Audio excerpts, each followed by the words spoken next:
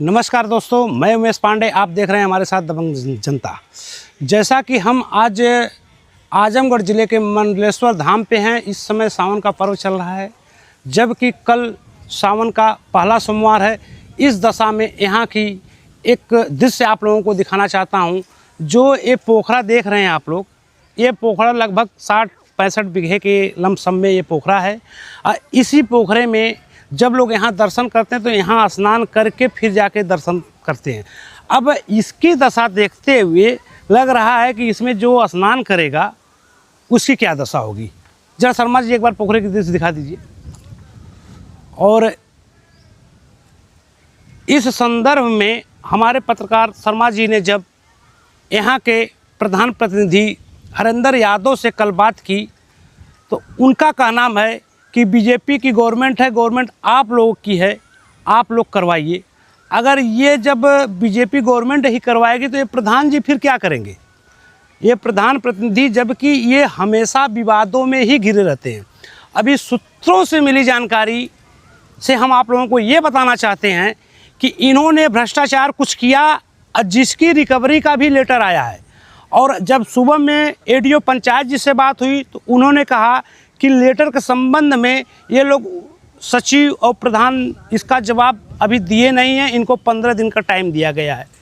अब इसकी दशा, इस पोखरी की दशा देख करके ही लगता है कि प्रधान प्रतिनिधि कितने एक्टिव हैं, कितना कार्य करवाना चाहते हैं। शासन प्रशासन से यही अनुरोध है कि जैसे भी हो जल्द से जल्द इस पोखरी की साफ़ सफाई की जाए।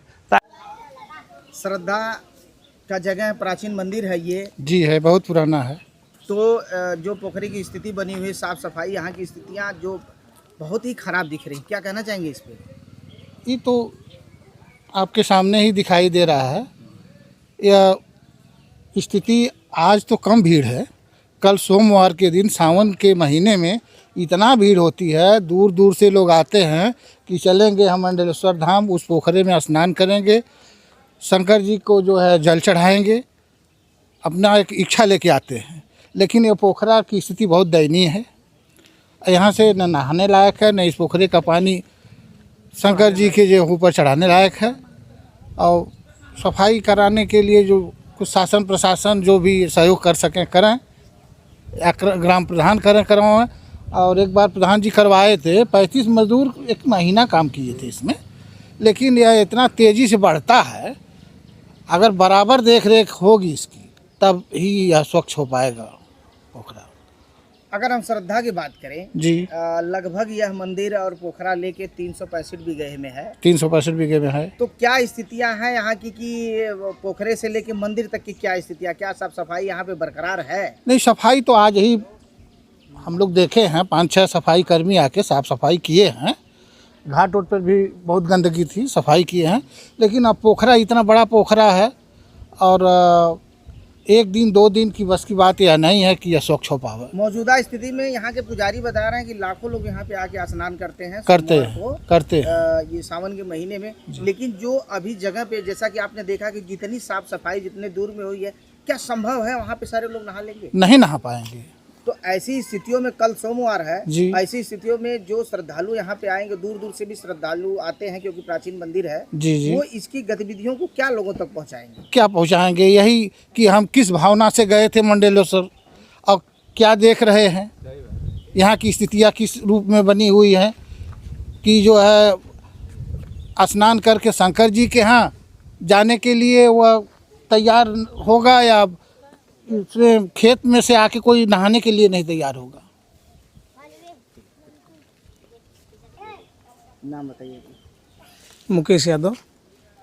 मुकेश यादव जी, एक चीज़ बताइए कि जो यहाँ पानी की स्थिति बनी हुई है, यहाँ का एक श्रद्धा है कि लोग कहते हैं कि यहाँ के पानी में नहाने से जो चमड़ी से, चर्म रोग से संबंधित बीमारियाँ होती है वो ख़त्म हो जाती है, जिसे खाद खुजली कहते हैं। लेकिन अगर मौजूदा स्थिति यहाँ की पानी को देख लिया जाए तो अगर इस कंडीशन में कोई श्रद्धालु नहाता है तो हमको नहीं लगता है कि उसका ये बीमारी ख़त्म होगा, और भी बीमारी आ सकती है अगर गंदगी को देखते हो। तो क्या कहेंगे इसके बारे में? ये तो सत्य है। देखिए, पहले यहाँ लोग नहाते थे, वास्तव में दूर दूर से बहुत आते थे लोग, और किसी को खुजली हो जाती थी, चाहे दाद हो जाती थी, लोग नहाते थे और सही हो जाता था। लेकिन उस टाइम स्वच्छ पानी था। अभी इस टाइम इतनी गंदगी यहाँ हो गई है कि नहाने का कोई उसमें पैर धोने की हिम्मत नहीं कर पाता है। तो किस तरह से यहाँ का जल चढ़ाया जाएगा? जो श्रद्धांजलि आएंगे क्या इसको इस पानी को चढ़ाने की कोशिश करेंगे? अब इसको आप लोग देख ही रहे हैं यहाँ क्या दशा है। यहाँ एकदम दुर्दशा है, समझ लीजिए। अब इसके जिम्मेदार तो गांव के प्रधान ही है ना, जो ग्राम का सेवक है वही पर इसका जिम्मेदार है, जिम्मेदारी उसी की नहीं बनती है। तो क्या प्रधान इस चीज पे कोई कार्य नहीं कर रहे हैं? अब कार्य करते तो आपके सामने सब है, अगर कार्य करते तो ऐसे दिखाई देता है पोखरा। क्या इसके जिम्मेदार संबंधित अधिकारी भी हैं? बिल्कुल है। जहाँ पे सूबे के मुख्यमंत्री इस चीज पे बहुत ही ज्यादा जोर दे रहे हैं कि जो धार्मिक चीजें हैं वहाँ पे साफ सफाई उन सब चीजों को मेंटेन किया जाए। तो कहीं न कहीं अधिकारी जो इस सूबे के मुख्यमंत्री की बातों को ताक पे रख रहे हैं। बिल्कुल रख रहे हैं। तो क्या संदेश देना चाहेंगे आप अधिकारियों को और क्षेत्र की जनता को? अरे भाई, हम तो यही कहेंगे कि कम से कम इस पे ध्यान दिया जाए। अब कल सोमवार का दिन है, सावन का पहला सोमवार है और यहाँ कम से कम 50,000 आदमी की भीड़ होगी। यहाँ 50 से लाखों आदमी की भीड़ यहाँ होगी। और क्या दुर्दशा बताइए, कोई इसमें जाके जल चढ़ाने लायक है? आप देख ही रहे सामने जो भी है। यहाँ तो आदमी पहले आके नहा के स्वच्छ हो जाता था, सही हो जाता था, लेकिन अभी तो नहा के बीमार हो जाएगा इस पोखरे में। वो दशा इस पोखरे की हो गई है।